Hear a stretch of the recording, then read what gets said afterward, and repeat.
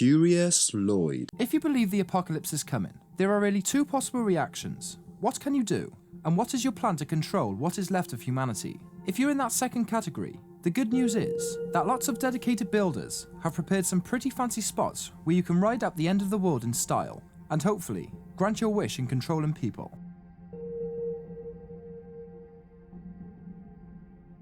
Arc 2. Although he already lived in the middle of the frozen waste, which is Greater Canada, Bruce Beach still didn't feel safely removed from the inevitable nuclear Armageddon that will end life as we know it. So in 1980, he set out to build an underground shelter in which a few lucky humans could survive, thrive, and eventually repopulate. Starting such a project from scratch would be massive, to say the least, so he decided to repurpose some items, which were specifically 42 school buses. He put them in big deep holes and buried them in concrete. With all the concrete dry, the huge generators installed, and the air filtration systems constructed of bin bags, Bruce looked at what he had created and deemed it as a perpetual work in progress, and he also called it Arc 2.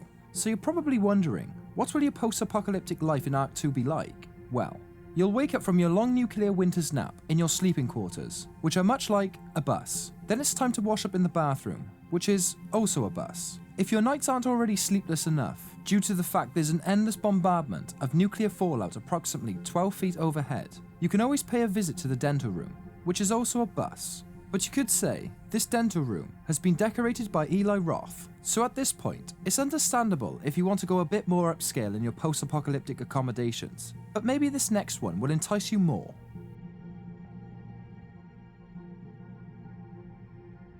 The finest post-apocalyptic luxury condos.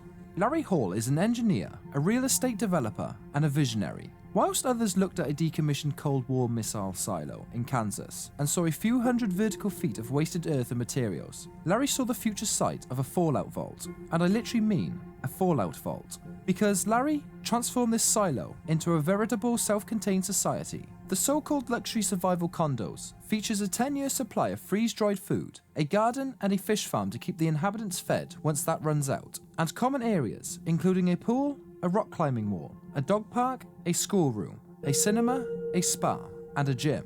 A top penthouse unit like this will set you back a cool 4.5 million. Each unit comes with brand spanking new appliances, TVs programmed to simulate a view of the presumably apocalyptic outside world, private internet access, and access to a massive cache of weapons to fend off whatever is coming for you. Other options on the upper end of survival scale comes Curiosity of Vivos. These shelters include the sprawling X-Point complex, a series of 575 subterranean shelters scattered across 9,000 acres of undisputed South Dakotan wilderness. A spot there can be yours at the low price of $25,000, plus a ground lease payment of $1,000 per year for 99 years. Never let it be said that Vivos isn't optimistic in at least one regard. For something just as lush, but a bit less beautiful, spots at the fully complete Vivos, Indiana are going for $35,000 per head. Hidden within your 4 stars private bunker's lavishly appointed lounge room, you and up to 80 distinguished associates can watch the disintegration of civilization in glorious 4K. For those who prefer survival packed in a little more tube-like fashion, Vivos can deliver their snazzy quantum shelters to a location of your choosing. Should you find the need to sprawl, multiple units can be even arranged in a hub-and-spoke fashion.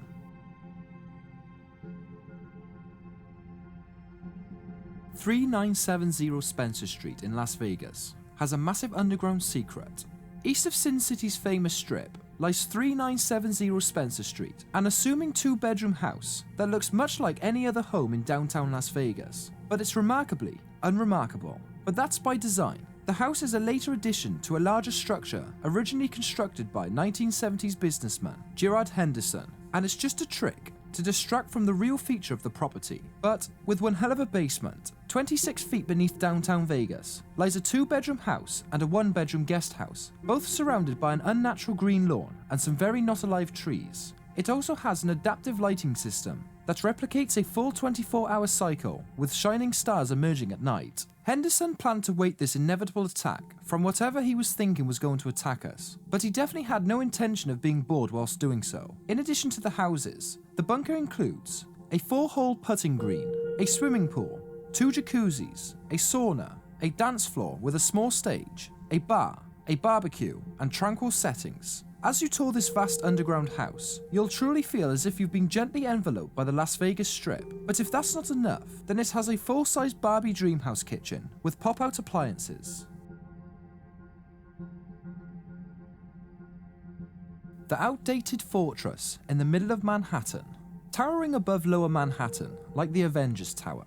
The former AT&T Longlines building at 33 Thomas Street is a 550-foot solid concrete slab. It was designed by architect John Carl Warnke. This metropolitan monolith is a FASIS-approved brutalist masterpiece, because sometimes ugly happens on purpose. In the days when phones didn't fit in pockets and long distance was an ingrained part of national knowledge, the windowless building housed the switching equipment that enabled people to make phone calls. Not only did its featureless facade protect the delicate equipment inside from the destructive heat of the sun, but it was designed to withstand a full-on big nuclear strike. The original plans included enough food, water, and generator fuel to sustain 1,500 people for 2 weeks during a catastrophic loss of power to the city. But more recently, the building has been speculated to house a massive NSA surveillance operation, sinisterly known as Titan Point. So should you plan to make this your post-Armageddon stop, not only would you have to take on hordes of dying people, but you'll have to go head-to-head with the man as well. Of course, being held up in a giant concrete rectangle shares a glaring commonality with all the other options I've showed you so far presented, but you could say it's brain-meltingly lonely.